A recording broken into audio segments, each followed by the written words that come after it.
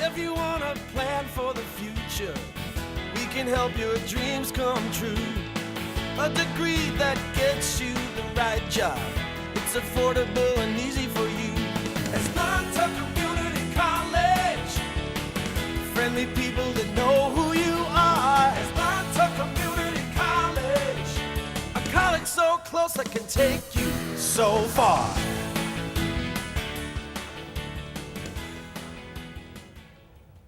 Hello and welcome to Changing Lives. My name is Gennaro DeAngelis. I'm the Dean of Administration at Asnuntuck Community College. And joining me today on our program is Jean Main, the Associate Director of Enrollment Management.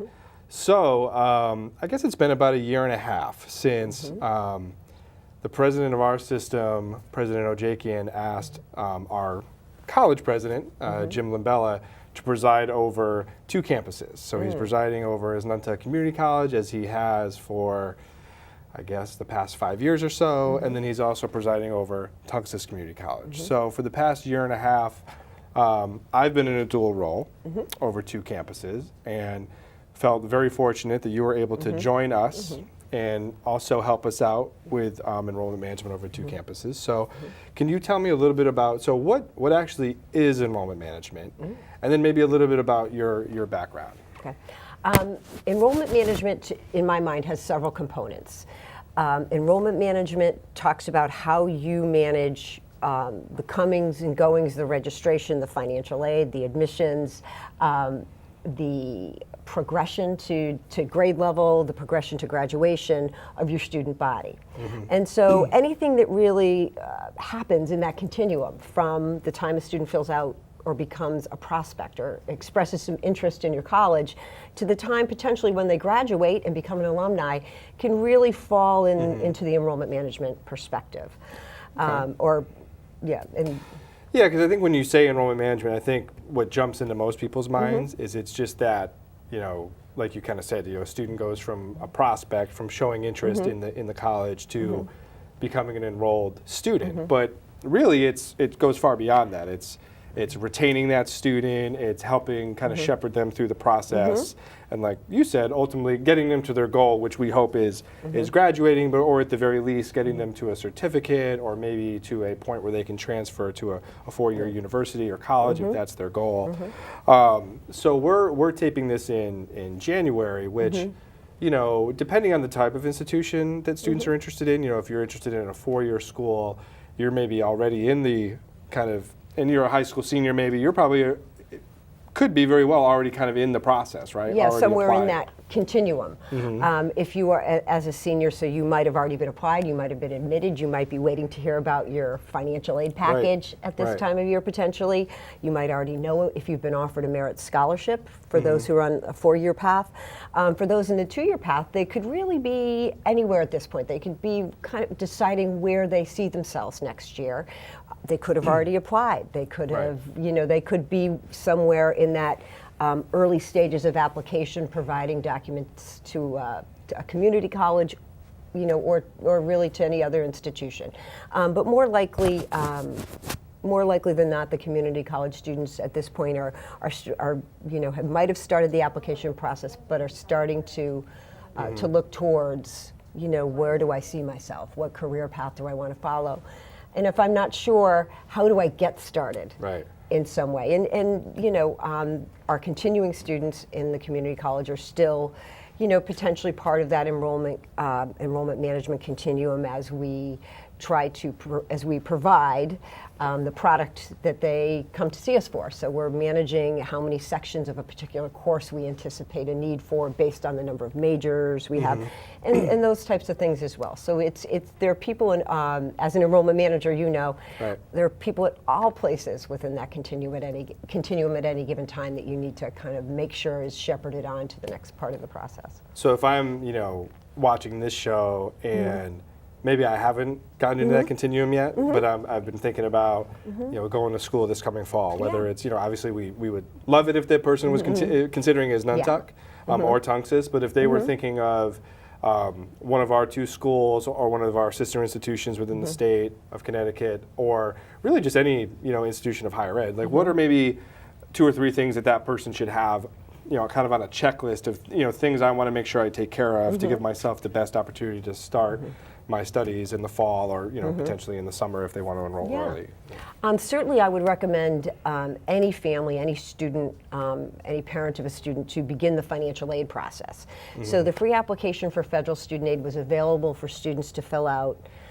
Students attending in the fall of 2019 was available to fill out this past October. And that's like relatively new, right? Because past couple of years, it used to be that you couldn't fill out that form until January 1, but the feds backed it up to October to give people a little bit more time. So that's that's been a positive, I think, especially for students that want to get a jump on the process. I agree. Typically, it's been tied to tax season, right? But now what the government does is they actually let you use income from 2 years ago to complete your application, because what was happening for some students is that they were hearing from colleges or universities in February timeframe, hey, you've been admitted, but we're not really going to know what your financial aid package is potentially until you actually file your taxes, which for some people might not be until April. Correct. So the feds did respond to that and back that up. So kind of getting that process, and some, I've heard a lot of students mistakenly tell me, or they mistakenly assume that, hey, I shouldn't do my financial aid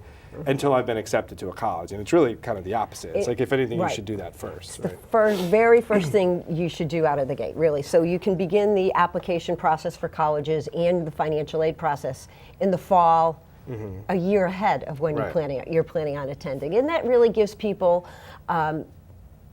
the longest timeline for decision making. So you, by giving the gift of time, it's something that's a pretty rare gift to get. So by filling out your financial aid and your college applications earlier, you allow yourself more time to compare potential financial aid offers, to go and visit as many all of your colleges you're considering, whether it's a community college or a four-year college.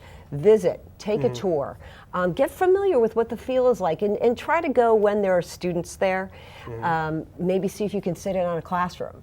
Right. So you really get a vibe for what the student body's like, the culture of the campus and the feel. So I think those are things many times, the major you seek will be available at several different schools. They may all be in similar price ranges. So how do you decide, really where you'd like to go? They have similar majors, similar curriculum, similar financial aid packages. What's the deal breaker? What's the decision point? And it really is goodness of fit. Where do you see yourself? Where do I see myself walking the halls and walking through the courtyard and things like that? And where's the fit? Is in terms of a larger campus or a smaller campus? And as you know, within the community college system, we have some institutions that are larger, like a Tunxis or a Manchester or a Norwalk are some of our larger campuses, but then we have smaller ones that might be a better fit for some people. Yeah, no, I think that's a great point. Especially students, high school students, or really any student that's looking to get into higher education. People I speak to, just kind of when they find out what line of work I'm in, don't always realize, like kind of what you were just saying, there are really a lot of different flavors, if you will, to higher ed. It's a great word. You have 2-year campuses, 4-year campuses. You also have public and private. Yeah. And oftentimes people don't really understand the difference there. And really, at least in terms of financial aid and pricing, your public schools are, for the most part, going to be less expensive, especially if you're looking at a public school that's in the state that you reside in. Whereas if you're looking at a public school out of state, there's typically it's going to be more expensive if you're not a resident of that state. Whereas in the private schools, it's typically one price fits all. But and you and I actually worked together at UConn a few years back, and one of the things that I would tell our prospective students there, and something that I tell prospective students at Asnuntuck and Tunxis, is to not, especially with regard to cost and financial aid, is to not focus so much on the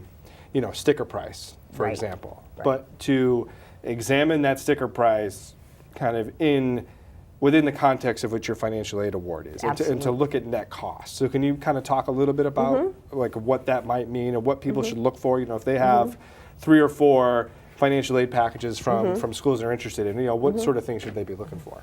Yeah, that's a great question, and certainly one that we field frequently. I think first of all, you want to make sure you are, in terms of cost, you're comparing apples to apples to apples, as opposed to, you know, sometimes you get a watermelon or a pear in there. And so you can't really compare the cost of a 2-year school to a 4-year school, right? So that's not necessarily an apt comparison. Right. So that, I would say, would be the first thing. So you want to come down to, you know, say a common denominator is what I would say. So if you were to compare to 2-year schools, that might be appropriate. So a private 2-year school, there are some in the state that you could compare a cost with to our community college system. So it's a 2-year program and a 2-year program. So you want to make sure that's aligned. Then you want to look at what the total cost is, so you include books and transportation and what would be called the financial aid cost of attendance. So really the whole package, or the whole picture of what it's going to cost you. And you want to compare that to, or you want to consider if there's any grant dollars. So grants are free money. So in federal, there's the federal Pell Grant. There are state, typically in whatever state you're in, there's a state grant. So that offers free money that the student doesn't have to pay back. So your net cost is going to be the cost of the enrollment minus any free money you get. And that's really important, just to touch on the grant piece of it. You know, a couple points on that. You know, when you're shopping around, you know, that's a really good question to ask, because just about any advertisement you see for any school, whether it's public, private, whatever, there's always the tagline, you know, financial aid available for those who qualify. Right. You know, and I always encourage our students, or any student that I talk to who's interested in any school, to say, make sure you find out what they mean by financial aid, even if they say something like, look, you have very little to no out-of-pocket expense.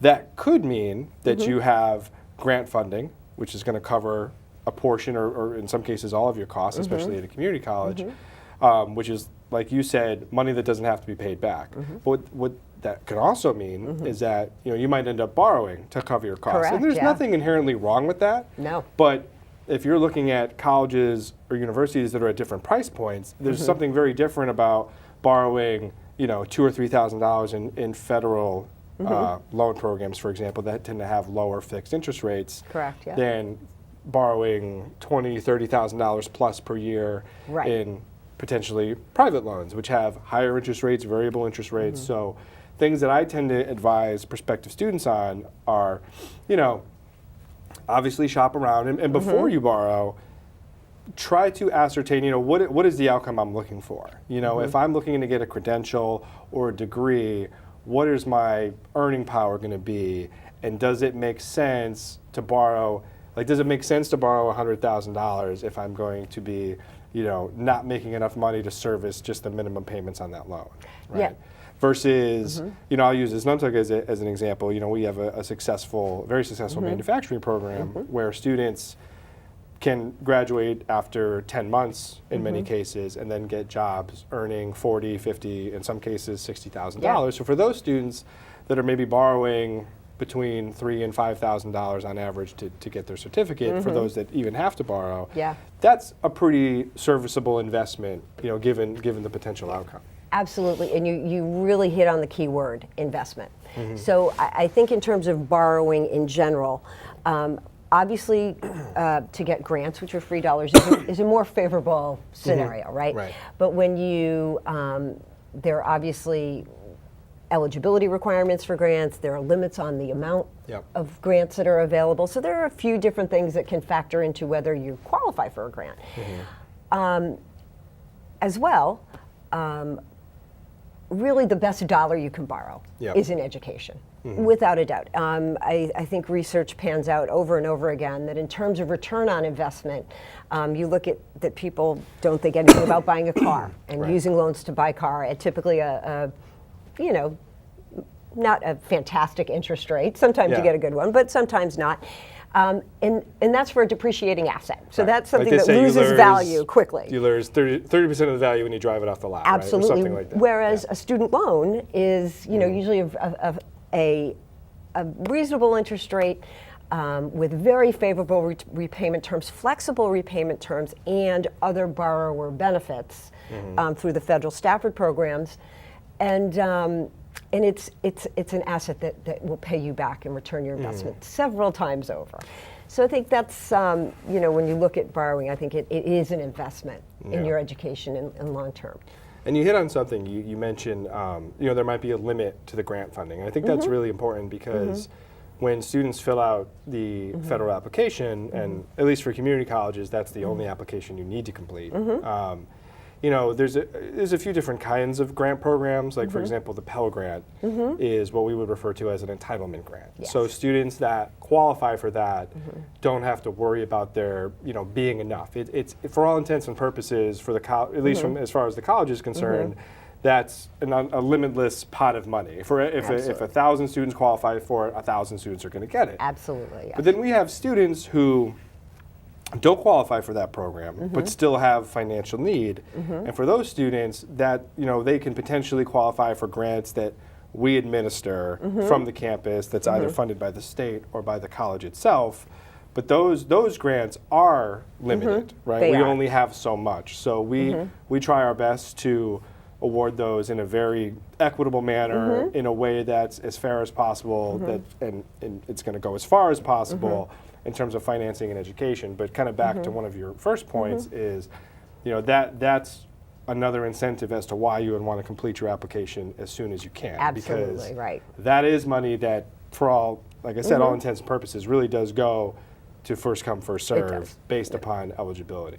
Correct. So we talked about grants, we talked about loans. How about scholarships, right? So I know, so for students that are looking into four-year schools particularly, I know that there are often what they refer to as merit-based scholarships. Can you talk a little bit about that?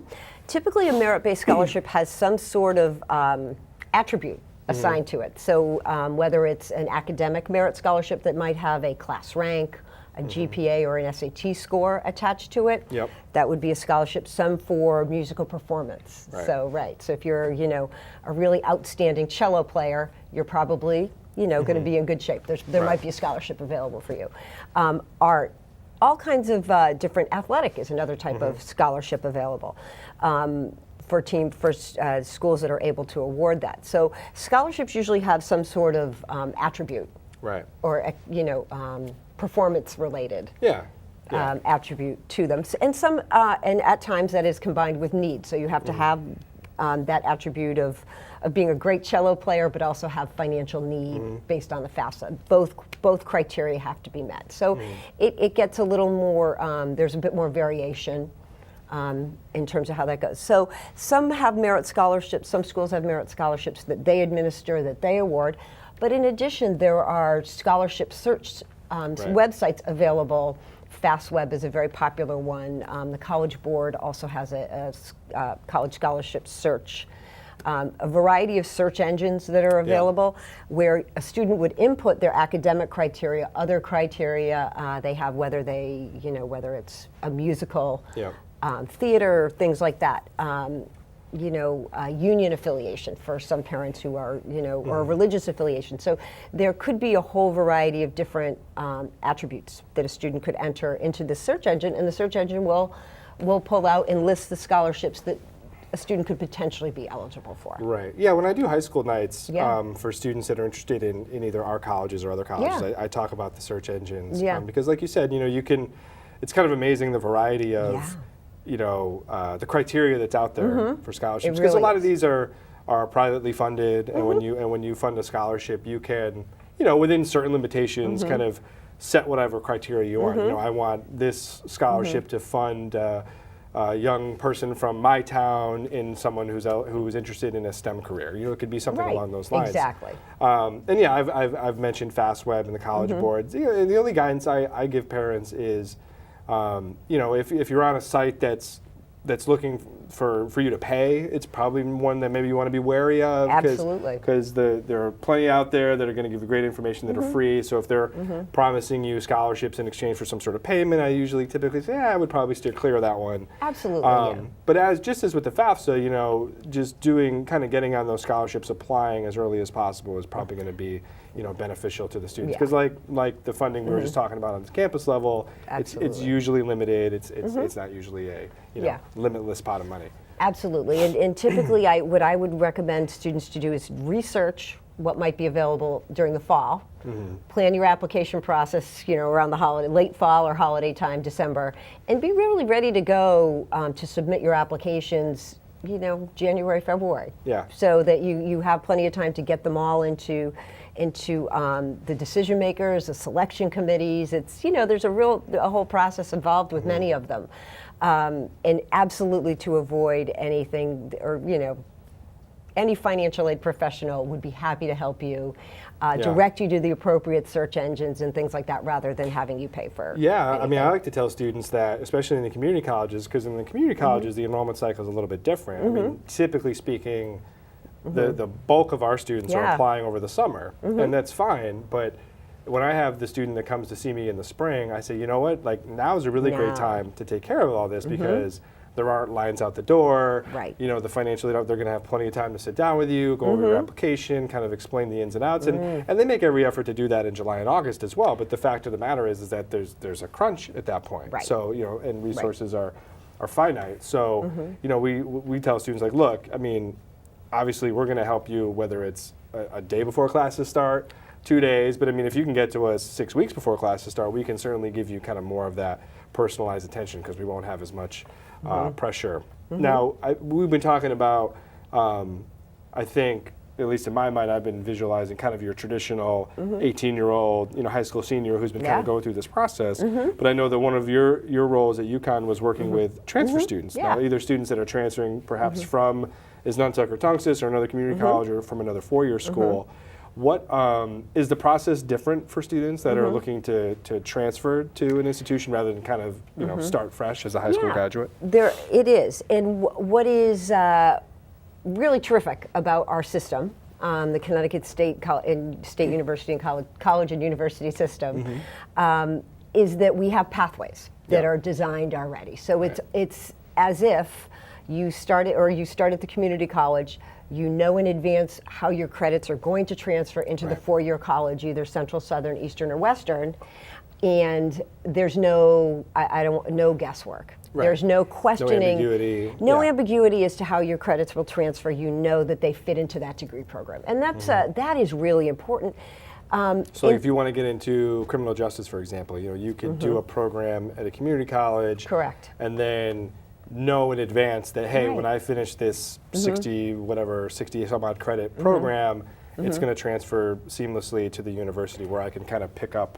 Whereas if you were transferring to a private school or a school outside of our system, it's not that it couldn't work, but you wouldn't necessarily know beforehand whether all these credits are going to transfer. Correct. It requires a leap of faith that tends to have a dollar a price tag attached to it. So you don't know if you are, say, starting at a community college or even at another private two-year school, you don't know necessarily how your credits are going to fit into that plan of study. Right. So, by contrast, so therefore you might have taken a class or two that doesn't transfer or that doesn't meet a degree requirement or a general education requirement. It's an elective, it counts towards graduation, but it doesn't necessarily meet the criteria for the degree or what's needed for the degree. So in that case, you potentially have the potential of spending more time than 4 years on your education, and which really translates to costing, overall cost, total cost. So 9 semesters cost more than 8. 10 more than 9, so anytime you like to avoid losing credit in the transfer process. Well, not to mention, the opportunity cost, right? Because if it takes you 5 years to graduate as opposed to 4, that's a year of full-time income that you were counting on that you're now losing because you have to go back. No, I mean, that's a really important point because, and it's not, cost isn't always the number one factor, for folks to do the pathway program, but obviously it's a big factor because if you're completing half of a bachelor's degree at a community college, that's going to be significantly discounted over really just about any four-year school. Certainly. So if you're going outside of the system, so to speak, and have to pay for, for whatever reason, the four-year school you're transferring to outside of our system doesn't want to accept your Econ 101 credit that you took at Manchester. Yes. Now, you're going to have to, in all likelihood, take that again, but at the four-year rate / potentially private school rate, whatever, and not only have to take the class twice, but you're going to have to pay for it twice at a much higher cost. So I mean, that's a really important factor. And then really just, maybe what we can end on is, in the community colleges, we I mean, certainly there was a lot of diversity at UConn in terms of the student body, but by and large, you were dealing mostly, at least with the undergraduate population, with that traditional kind of 18 to 22-year-old population. Whereas at the community college, we have, I mean, every year we release our statistical primer, and I think it's like our youngest student is maybe 14, our oldest student might be 85. So we really have that big range. But as any pointers for maybe like kind of quote unquote your non-traditional student that might be maybe they haven't been to school in a while, they're looking to get back in, get some training, maybe look into a career that they haven't haven't necessarily had the education for. Any pointers for that population? Well, first, I would like to say that the transition to a less traditionally aged student for me has been fabulous. I've really enjoyed it. Working with the community college population has been very rewarding, very exciting, and they have texture. Right? They're all different. There's so much variety. There are personal stories. There are personal, journeys that are happening. So it's really a pleasure to be part of and to help. And so I would say to a non-traditional age student to know that the people you're working with are really truly there to help you and have a really strong desire to help you and enjoy working with students. That's why they're there. Enjoy helping people or in being part of people's next step in their lives. So it's very exciting whether they're 18 years old coming out of high school or whether they're 40 doing a career change. It's really just a great variety. It all adds to making the educational experience more diverse, more exciting, creative thought, different perspectives. So it's terrific. So in terms of advice, what I would tell people is know that the people on the other side of the desk are really willing and excited to help you. It may feel like, oh boy, this is really strange. I'm going back to a school environment that I haven't been in several years. Some things have changed, but they're not things that are insurmountable. Everybody is happy to help. So don't necessarily worry and be concerned about those types of transitional issues. That there are a lot of people there who are interested in helping, and to help you move forward in whatever your next steps are. But two, take time, plan on coming down, talk to a career counselor, talk to an admissions counselor, talk about what you would like to see yourself be doing, decide on what that path is, and then we can talk about financing and a variety of the whole A to Z. Yeah, I mean, like you said, we kind of started off by talking about fit, and having been at Asnuntuck myself now for I guess almost 5 years. It really has been a unique place to work. Part of our word in our mission statement that always stands out to me is nurturing. We want to provide a nurturing environment for students, and when you walk around the campus, it really is just that. I mean, we have professionals there that really, staff members and faculty members that really see it as their calling to help students get from kind of through that continuum that we brought up. So it's really, for anyone interested, we would obviously, give a big plug to Asnuntuck. Come check us out. So, I mean, that's actually all the time we have tonight. I really want to thank you for stopping by. This has been great. I think, for anyone who's thinking about maybe dipping their toe in higher education, hopefully they found some value in this. And thank you, and good evening to everyone who watched. Thank you so much. If you want to plan for the future, we can help your dreams come true. A degree that gets you the right job. It's affordable and easy for you. Asnuntuck Community College. Friendly people that know who you are. Asnuntuck Community College. A college so close that can take you so far.